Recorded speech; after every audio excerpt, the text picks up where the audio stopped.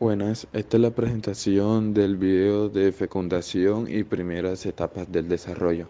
Nuestro grupo está conformado por Alejandra Espinosa, John Zuluaga, Oscar Guzmán y Sebastián Martínez. La fecundación. El sitio usual de la fecundación es la ampolla de la trompa uterina, su porción más larga y ancha. Si el ovocito no es fecundado en ese sitio, lentamente pasa a lo largo de la trompa hacia el útero, en donde se degenera y reabsorbe. Aunque con toda probabilidad la fecundación también ocurre en otras partes de la trompa uterina, no sucede en el útero. El desarrollo humano se inicia cuando se fecunda un ovocito. La fecundación es una secuencia de fenómenos moleculares combinados que se inicia con el contacto entre un espermatozoide y un ovocito secundario y termina con la fusión de los núcleos del espermatozoide y el óvulo con la combinación de los cromosomas maternos y paternos en la metafase de la primera división mitótica del cigoto, un embrión unicelular. Los defectos en cualquier etapa de la secuencia de estos fenómenos pueden causar la muerte del cigoto. Es muy probable que en el proceso de fecundación participen moléculas de unión de carbohidratos en la superficie de los gametos mediante el reconocimiento del gameto y la fusión de las células. El proceso de fecundación dura alrededor de 24 horas.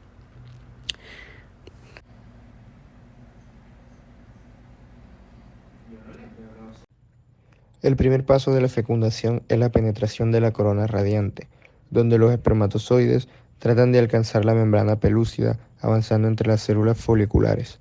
El espermatozoide libera la enzima hialuronidasa, que ayuda a dispersar la capa de células foliculares formando un túnel. La fuerza mecánica de los movimientos de hiperactivación impulsan el avance de los espermatozoides. Solo un espermatozoide penetra el ovocito secundario y demora en promedio 7 horas y media en atravesar su envoltura. Luego se da el reconocimiento de los gametos por la glicoproteína ZP3 y la adhesión de los gametos mediada por la misma glicoproteína. Luego se produce la reacción acrosómica, que es cuando el espermatozoide alcanza la membrana pelúcida, se generan puntos de fusión de membrana y se libera acrosina.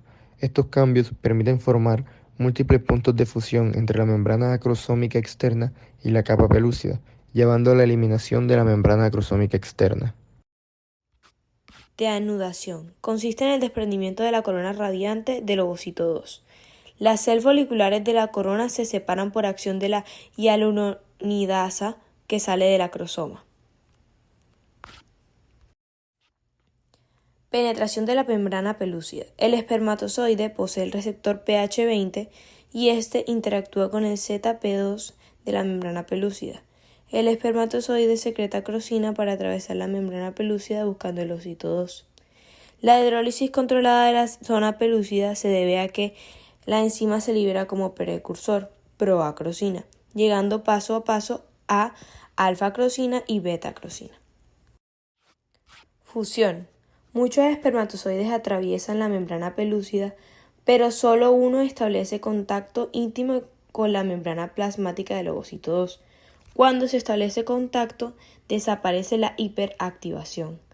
La fusión de las membranas plasmáticas se realiza ayudada por las microvellosidades de la membrana celular del ovocito 2. Se da por la región ecuatorial de la cabeza del espermatozoide. Prevención de la polispermia, bloqueo primario. En el momento en que se da la fusión de los gametos, se induce la activación de una cascada de señalización que a los 10 segundos de dicha fusión aumenta la concentración de calcio silsólico, lo que genera un cambio a la membrana de ovocito que impide que se ingresen más espermatozoides. Bloqueo secundario. Gránulos corticales. Se ubican debajo de la membrana citoplasmática. Estos gránulos expulsan proteasas que modifican a ZP3 e hidrolizan a ZP2. Estos cambios alteran la membrana de la zona pelúcida, provocan la inmovilización de los espermatozoides y expulsión de los otros atrapados en ellas. Reasunción de la segunda división meiótica por parte del ovocito secundario. Una vez bloqueada la polispermia, el ovocito secundario reanuda la segunda división meiótica. Esta reanudación de la meiosis 2 es promovida por el DAG, quien activa una quinasa C, la cual fosfolida proteínas para este proceso. Como resultado de este, obtenemos dos células haploides, que son el óvulo y el segundo cuerpo polar. Formación de los pronúcleos femenino y masculino. Los pronúcleos masculino y femenino se dirigen al centro de la célula en donde desarrollarán sus cromosomas y se replicará el DNA. En esta ocasión, el DNA está condensado por protaminas, que son proteínas no histónicas que compactan mucho más el DNA. Singamia. Los pronúcleos femenino y masculino se colocan uno muy cerca del otro y pierden su carioteca para formar un cigoto. Esta fusión de dos gametos sirve para crear un individuo con un genoma derivado de ambos progenitores. Anfimixis. Los cromosomas duplicados vuelven a condensarse y se ubican en la zona ecuatorial de la célula, como ocurre en una metafase mitótica común. La anfimixis representa el fin de la fecundación y con ella se da el paso a la primera división mitótica de la segmentación del cigoto.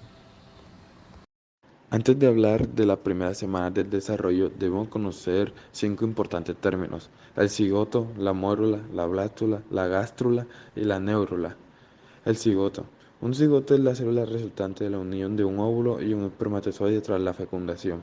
Se corresponde con el primer estadio de vida y a partir de él se formará el embrión tras sucesivas divisiones celulares. ¿Qué es la mórula? La mórula es un conjunto de células procedentes de la división del óvulo fecundado en los primeros estadios del desarrollo embrionario. Representa una fase intermedia entre el cigoto y el blastocisto. El estadio de mórula se caracteriza porque las células en replicación son todas del mismo tamaño y no hay diferenciación de órganos. La blástula o blastocisto resulta de la ordenación espacial de los blastómeros y se caracteriza por presentar un estrato envolvente de células o trofoblasto, una cavidad interna o blastocele y una acumulación celular en uno de los polos denominada masa celular interna. Gástrula. Se caracteriza por la formación de las capas geminales a partir de las cuales se van a diferenciar las 3 hojas fundamentales precursoras de los diferentes tejidos del embrión: ectodermo, mesodermo y endodermo. La neurula es el nombre que recibe un embrión después de concluir la etapa de gastrulación y se encuentra en fase de neurulación. Procede de la gástrula y se caracteriza principalmente por la formación de los embosos embrionarios que darán lugar al sistema nervioso, como el tubo neural. El desarrollo humano se inicia con la fecundación, pero deben suceder varios fenómenos importantes antes de que se realice este proceso. El ovario produce ocitos que se expulsan del mismo durante la ovulación. Las fimbrias de la trompa uterina barren el ocito para llevarlo hacia la ampolla en donde puede fecundarse. Los espermatozoides se producen en los túbulos seminíferos de los testículos y se almacenan en el epidídimo. La eyaculación de semen durante el coito deposita millones de espermatozoides en la vagina alrededor del orificio del cuello uterino. Varios cientos pasan a través del útero y llegan a las trompas uterinas. Muchos de ellos rodean un ocito secundario. Cuando un ocito secundario entra en contacto con el espermatozoide, completa la segunda división meiótica. Como resultado se forma un ocito maduro y un segundo cuerpo polar. El núcleo del ocito maduro constituye el pronúcleo femenino. Después que penetra el espermatozoide en el citoplasma del ocito, se separa su cabeza de la cola y crece para transformarse en el pronúcleo masculino. La fecundación es completa cuando se fusionan los pronúcleos y se mezclan los cromosomas maternos y paternos durante la metafase de la primera división mitótica del cigoto. La célula que origina el hombre, a su paso por la trompa uterina, el cigoto se segmenta en un número de células más pequeñas que se llaman blastómeros. 3 días después de la fecundación, penetra en el útero una pelota de 12 blastómeros o más que se denomina mórula. En la mórula se forma pronto una cavidad que la convierte en un blastocito, que consiste en una masa de células internas o embrioplasto que origina el embrión y algunos tejidos embrionarios, una cavidad blastocística, el trofoblasto, una cepa delgada externa de células. El trofoblasto encierra la masa celular interna y la cavidad del blastocito y forma estructuras extraembrionarias y la parte embrionaria de la placenta. Posteriormente, 4 o 5 días después de la fecundación desaparece la zona pelúcida y el trofoblasto vecino al embrioblasto se fija en el epitelio endometrial. El trofoblasto adyacente al polo embrionario se diferencia en 2 capas, una externa, el sincitiofiblasto, y una interna, el citrofoblasto. A continuación, las células del sincitiofiblasto invaden el epitelio endometrial y el extremo subyacente del endometrio. Al mismo tiempo comienza a formarse el bipoblasto, una capa cuboidea en la superficie profunda de la masa celular interna hacia el final de la primera semana. El blastocito se encuentra implantado en el endometrio de manera superficial.